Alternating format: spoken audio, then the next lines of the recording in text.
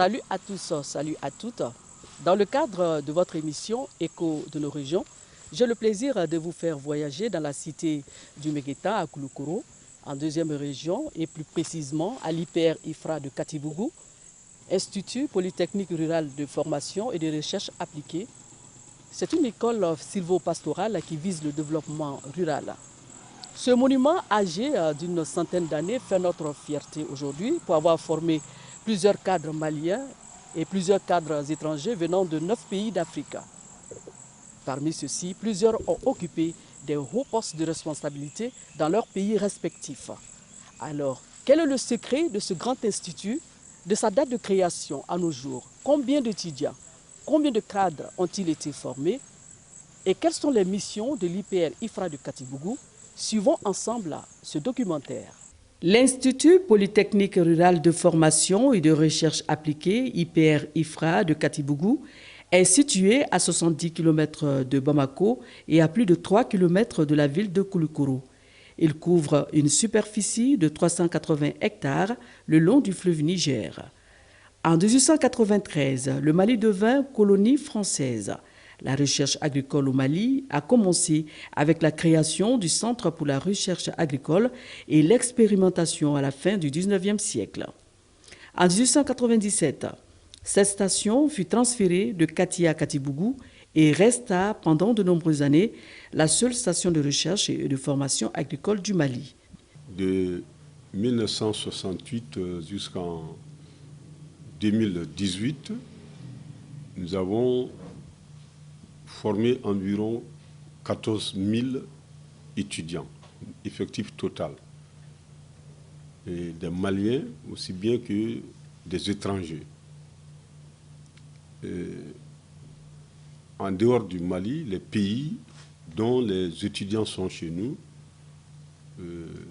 sont comme le Burkina Faso, le Bénin, le Cameroun, le Congo-Brazzaville, la Côte d'Ivoire, Djibouti, le Gabon, les îles Comores, Madagascar, la Mauritanie, le Niger, le Rwanda, la République centrafricaine, la République démocratique du Congo, le Sénégal, le Tchad, le Togo et le Niger.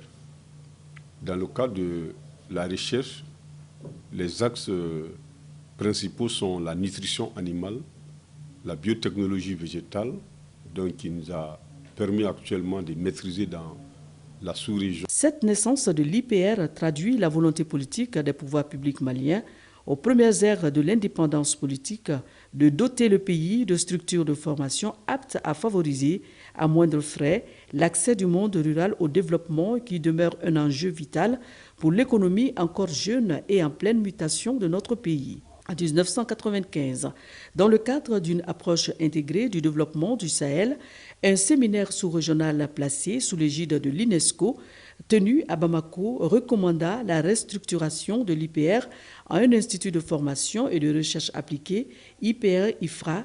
L'établissement a été érigé en établissement public à caractère scientifique et technologique, EPST, à partir d'août 2010. L'IPR, seul établissement agricole d'enseignement supérieur et moyen, depuis sa création, a bénéficié d'importantes décisions du département d'enseignement pour son adaptation aux exigences des impératifs du développement rural au fur et à mesure de l'évolution sociale du Mali. L'IPR IFRA de Katibougou est un établissement supérieur d'enseignement supérieur dont les missions sont multiples. Les missions sont les formations universitaires, post-universitaires des cadres, une formation continue des cadres et paysans, la recherche scientifique et technologique, le développement et la diffusion des innovations, les prestations de services et les activités de production. Nos offres de formation, nous avons le diplôme universitaire des techniciens supérieurs qui fait Bac+2, le cycle ingénieur qui fait 3 ans après le DUTS, la licence 3 ans après le bac, le master 5 ans après le bac et le doctorat 8 ans après le bac. Et ces offres de formation sont diversifiées. Nous avons le génie rural qui s'occupe de aspects d'infrastructure, des aménagements hydro-agricoles, la construction des ouvrages hydrauliques. Et nous avons l'agroéconomie et avec les chaînes de valeur ajoutées. Nous avons l'halieutique, la foresterie, l'agronomie, la zootechnique, la vulgarisation agricole. L'EPR IFRA de Katibougou est une école qui fait partie des plus anciennes grandes écoles du Mali. Et le Mali étant un pays à vocation rurale, alors on peut dire sans se tromper que les plus hautes autorités ont eu raison de créer ce monument comme l'IPR de Katibougou afin d'appuyer les agriculteurs et les éleveurs dans la croissance de l'agriculture et de l'élevage. Aujourd'hui, à l'Office du Niger, il y a des paysans qui vous font 6-8 tonnes à l'hectare grâce aux bonnes pratiques, n'est-ce pas, de riziculture. Ces bonnes pratiques de riziculture qui contribuent, n'est-ce pas, à la maîtrise de ces bonnes pratiques, ce sont les encadreurs, ce sont vraiment nos ingénieurs et les techniciens sortis de Katibougou qui sont en train d'encadrer les producteurs ruraux afin que la maîtrise de ces bonnes pratiques puisse être là. Donc c'est une contribution majeure, comme je le disais tantôt. Produire 6-8 tonnes à l'hectare en Afrique, ce n'est pas donné vraiment à tous les pays. Autre aspect, nos ingénieurs zootechniciens ont eu une bonne dose de formation en santé animale. Les premiers à avoir eu les mandats sanitaires et autres en matière vraiment de santé animale sont des sortants de l'IPR de Katibougou. Donc en dehors du fait que c'est des spécialistes en production animale qui sont en train de faire beaucoup de choses dans l'encadrement du monde rural, dans le domaine de l'élevage, afin de booster la production laitière et la production de viande. Autre aspect, la conservation de la nature, la protection, n'est-ce pas, des ressources ligneuses, des ressources en eau et autres, est assurée par les spécialistes en eaux et forêts. Et aujourd'hui, je le disais tantôt, plus de 80 à 90% des forestiers actuellement exerçant au niveau des services centraux déconcentrés, au niveau même du département de l'environnement, sont des sortants de l'IPR. Donc pour tout cela, nous pouvons dire, sans risque de se tromper, que nous contribuons. L'IPR a contribué et continue toujours de contribuer à ce que le développement rural dans son ensemble, dans notre pays, puisse connaître l'essor tant entendu et aller dans l'atteinte de la sécurité alimentaire dans notre pays. On a des représentations d'espèces animales qui sont destinées réellement à la pédagogie. Et à titre expérimental, on teste réellement la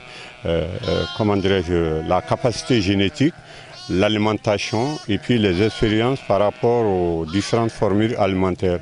Mais aussi les produits issus de ces élevages réellement sont destinés à la transformation.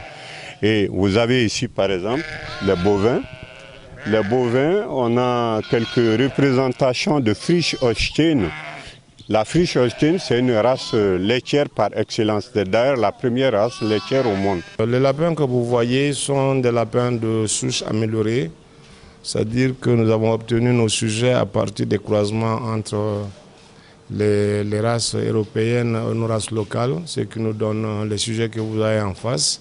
Au niveau de cette unité, vous avez 59 reproducteurs, dont 9 mâles, 45 femelles, avec un ratio de 1 pour 5, 1 pour 6. Et nous avons une production par quarantaine de jours de 255 lapéraux pour l'élevage. L'IPR a conçu cet élevage, c'est pour former des étudiants dans le domaine de l'élevage du lapin pour qu'en fin de cycle, ils puissent s'auto-employer, qu'ils n'aient pas besoin de la fonction publique. Le lapin est un animal très prolifique, qui ne rentre jamais en concurrence avec l'homme. L'alimentation est facile. Hormis tout cela, le lapin a des vertus alimentaires assez poussées, parce que sa viande est très recherchée par le fait que sa viande est riche en vitamines, en minéraux, et très pauvre en cholestérol. Je pense qu'il faut donner un coup de pouce assez notable pour que cet élevage puisse redémarrer. C'est des poulets Wassaché, communément connus sous le nom de 3 quarts.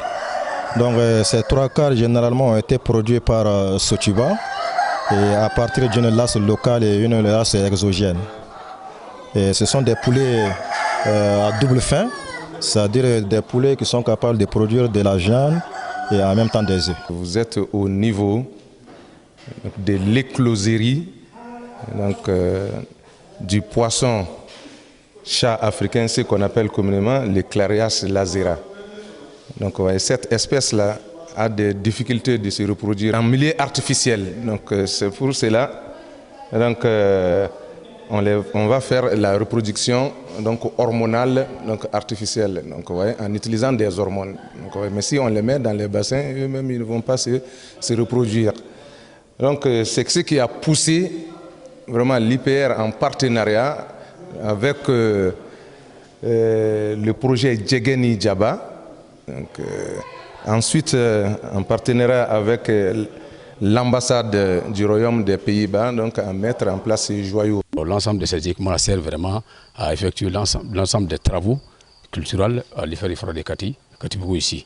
Donc non seulement nous faisons des prestations de services, là encore nous encadrons les étudiants dans le cadre du machinisme agricole et les autres équipements d'autres spécialités.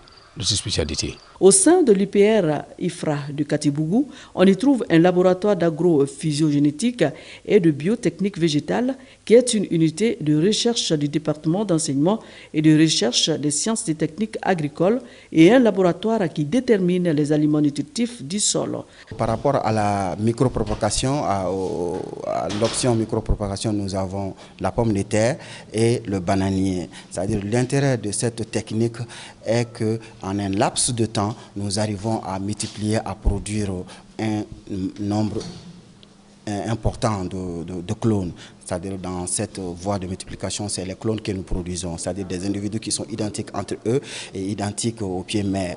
Voilà, donc dans le cas du labo, c'est la pomme de terre et le bananier qui sont beaucoup utilisés et présentement nous avons encadré, chaque année nous encadrons en fait des étudiants sur ça. Ici nous déterminons les éléments nutritifs du sol, c'est-à-dire nous déterminons le pH du sol, les phosphores dans le sol, le taux de phosphore dans le sol, le taux de carbone dans le sol ou la matière organique, le taux d'azote dans le sol, le taux d'humidité, la porosité, la densité apparente. Dans le cadre de la domestication des essences locales, des travaux ont été initiés dans la pépinière de l'IPR.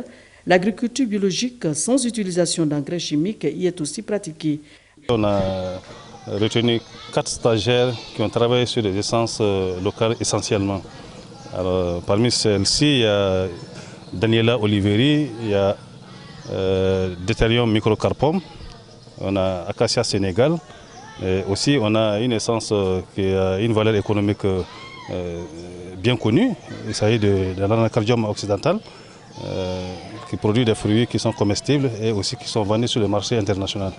Alors, pourquoi on a voulu cela? Parce que de plus en plus, on constate qu'à chaque fois qu'on fait un reboisement, il y a eu des échecs notoires, ça et là.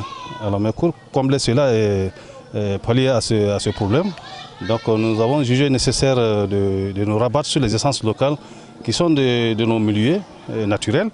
Alors, pourquoi ne pas les restaurer nos peuplements dégradés à partir de ces essences locales-là? Nous faisons la production des cultures vivrières, industrielles et horticoles sans utilisation d'engrais chimiques de synthèse ni de pesticides chimiques de synthèse.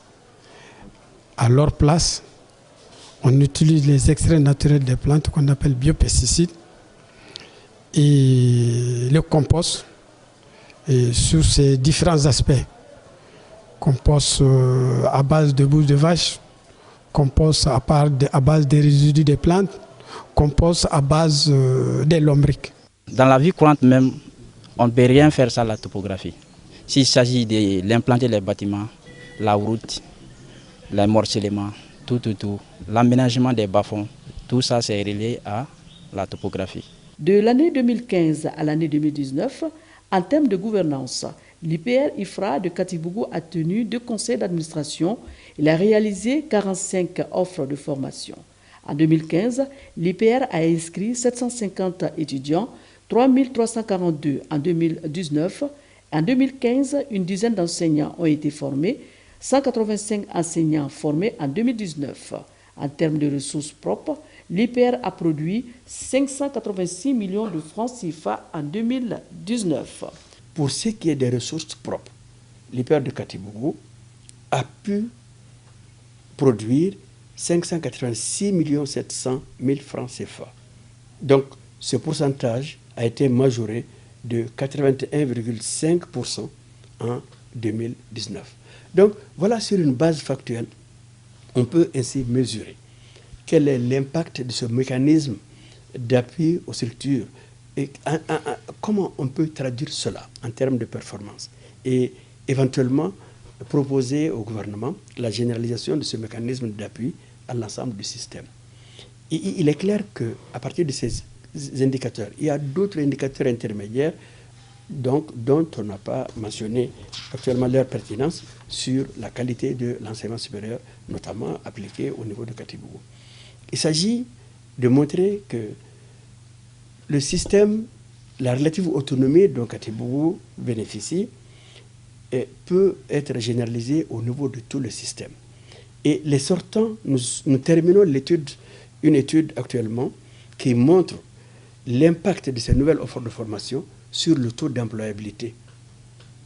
Et une seconde étude suivra sur la satisfaction des entreprises après avoir utilisé ces jeunes diplômés.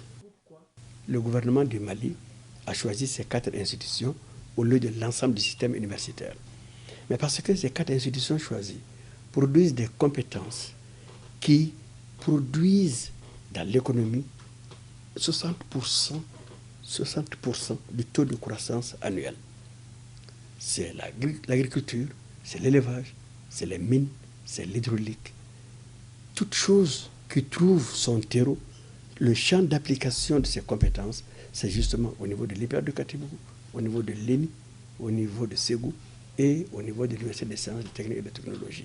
Inauguré par le président Modibo Keïta en octobre 1966, l'IPR IFRA de Katibougou est devenu aujourd'hui une référence dans la sous-région car il forme non seulement des étudiants maliens, mais aussi et surtout des étudiants venus de plusieurs pays d'Afrique. Parmi ceux-ci, certains ont occupé de grands postes de responsabilité dans leurs pays respectifs. Cependant, l'arbre ne doit pas cacher la forêt car l'Institut fait face à des contraintes. Je me souviens en 2012, quand j'arrivais comme directeur général de l'IPR IFRA de Katibougou, nous étions à peine, nous avons vraiment un effectif de 1000 étudiants. Aujourd'hui, près de 7 années après, nous sommes à 3000 et quelques. Donc l'effectif augmente, les offres de formation ont été diversifiées et de 2 cycles de formation, nous sommes actuellement à 6 niveaux de formation. Donc avec plus d'une vingtaine de filières de formation. Donc il va sans dire que les effectifs augmentant, les offres de formation se multipliant, se diversifiant, les besoins en infrastructure de formation se posent. Donc nous avons vraiment cette difficulté. L'État est en train de faire beaucoup, les partenaires nous aident aussi dans ce sens, mais jusqu'à présent, n'est-ce pas, nous avons quelques problèmes en matière d'infrastructure de formation. L'IPR a été ouvert en 1965 avec un seul amphi de 300 places. Et jusqu'à présent, on n'a que ce seul amphi de 300 places. Donc il y a des problèmes d'infrastructure. Jusqu'à une période récente, avec l'appui du projet Centre d'innovation verte financé par la coopération allemande, nous avions d'énormes problèmes d'équipement agricole. Pratiquement en 2016-2017, l'IPR ne disposait que d'un seul tracteur en état de fonctionnement. Or, le tracteur est un outil didactique pour nous et c'est un équipement transversal. Que vous soyez forestier, que vous soyez zootechnicien, que vous soyez agronome, chacun, n'est-ce pas, de ces spécialistes a besoin de connaître le tracteur à travers son fonctionnement, à travers sa maintenance, pour ses besoins de production, aussi bien végétal qu'animal qu'au niveau des eaux et forêts. Chacun a besoin de cela. Donc, et nous sommes nous formons des gens qui vont encadrer, des spécialistes qui vont encadrer le monde paysan. L'État a subventionné près des milliers de tracteurs pour le monde rural. Ça a été une très bonne chose. Mais très rapidement, on a été buté à des contraintes de spécialistes en maintenance. Donc les établissements comme l'IPER qui ont la vocation de former des cadres qui vont encadrer les paysans doivent être suffisamment dotés en équipements agricoles tels que le tracteur et autres équipements, les motoculteurs, pour que nous ayons sur place des agents d'encadrement suffisamment outillés pour venir en aide aux producteurs ruraux qui ont ces équipements-là grâce à l'appui, qui ont eu ces équipements-là grâce à l'appui de l'État par les subventions qu'on a connues. Les contraintes de subsistance sont là. Nous avons très souvent des problèmes d'eau parce que Katibougou est le dernier maillon d'approvisionnement en eau de la Somagep à partir, n'est-ce pas, du seul château d'eau que Koulikoro connaît actuellement. Un château d'eau qui date vraiment de plusieurs années déjà. La population de Koulikoro a augmenté. Nous sommes les derniers maillons de la chaîne d'approvisionnement. À partir de janvier, pratiquement jusqu'au mois de juillet, nous connaissons d'énormes difficultés en matière d'approvisionnement en eau. Ce qui fait que nous sommes actuellement en train de faire nous-mêmes des forages équipés pour que l'établissement, petit à petit, puisse mettre en place une stratégie, n'est-ce pas, d'autosuffisance en approvisionnement en eau. C'est une difficulté majeure. Autre difficulté, aujourd'hui, il n'y a pas d'enseignement supérieur de qualité sans une connectivité, n'est-ce pas, assez importante, assez garantie en Internet. La fibre optique n'est pas arrivée jusqu'à présent à Katibougou. Ça nous fait d'énormes contraintes de connexion en Internet. Nous sommes obligés de nous adresser aux fournisseurs d'Internet que sont Orange Mali en grande partie et souvent Malitel pour nous venir en aide en nous fournissant Internet, mais par des faisceaux hertziens pour nous assurer la connexion au débit.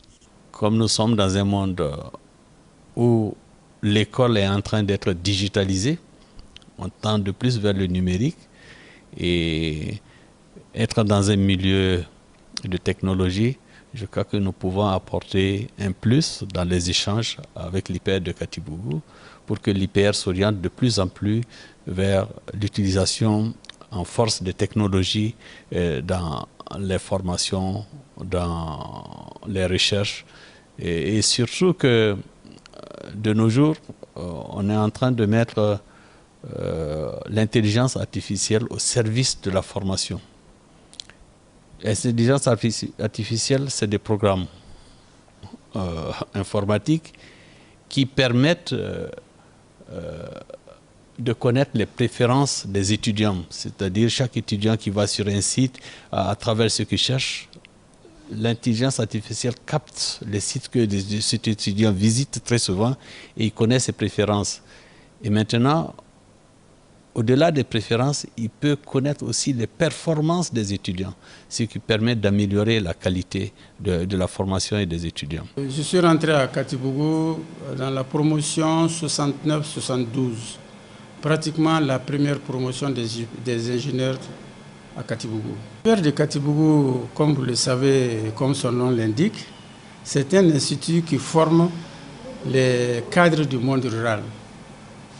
Il y a les ingénieurs d'élevage, il y a les ingénieurs des eaux et forêts, il y a les techniciens du génie rural. Et tout ce monde-là, justement, a été formé à l'IPER pour prendre en compte le déficit des cadres qu'il y avait en ce moment. Parce que tout le monde ne pouvait pas aller à l'extérieur pour étudier. Donc le Mali a choisi de former ses cadres sur place. Nous avons été formés sur place, sur le tas, sur la matière. Et c'est ce qui fait notre avantage par rapport aux autres. Et la fonction publique a compris effectivement qu'il ne servait à rien de nous isoler et nous avons été mis dans le même corps que les docteurs vétérinaires. Dans la genèse de Katibougou, ce que Katibougou est aujourd'hui était contenu dans l'œuf qui contenait Katibougou. On disait que le germe était dans l'œuf. Parce que Katibougou, à l'époque, était un établissement d'enseignement moyen agricole, formation des techniciens moyens, des techniciens agricoles moyens. Et aujourd'hui, l'IPR IFRA est devenu une institution de formation et de recherche agronomique dans tous les domaines du développement rural. J'avais eu le bonheur, 25 ans après que j'ai quitté Katibougou, parce que j'ai quitté Katibougou en 1978, et en 1995, le gouvernement avait demandé à l'UNESCO de transformer l'IPR de Katibougou. Et j'ai eu le bonheur d'être encore là, sollicité par l'UNESCO pour venir contribuer à cette restructuration, à cette transformation de l'IPR de Katibougou. Si une école vise le développement rural au Mali, c'est bien l'IPR IFRA de Katibougou selon des étudiants. C'est une école agro-silvopastorale. Donc c'est voilà mes raisons vraiment qui m'ont poussé à venir à l'IPR. Et puis à cause de la qualité de sa formation, parce que de nos jours, au niveau de l'enseignement supérieur, je ne pense pas s'il y a une école dans laquelle quand même il y a aussi de sérieux que l'IPR. Quand même l'IPR fait partie quand même de ces meilleures écoles. Pour l'honorable Sambou Sangaré, directeur général de l'IPR de 1969 à 1978, l'IPR IFRA est aujourd'hui une fierté nationale et une référence dans la sous-région. L'IPR est maintenant un interlocuteur incontournable des grandes institutions de formation et de recherche agronomique dans le monde.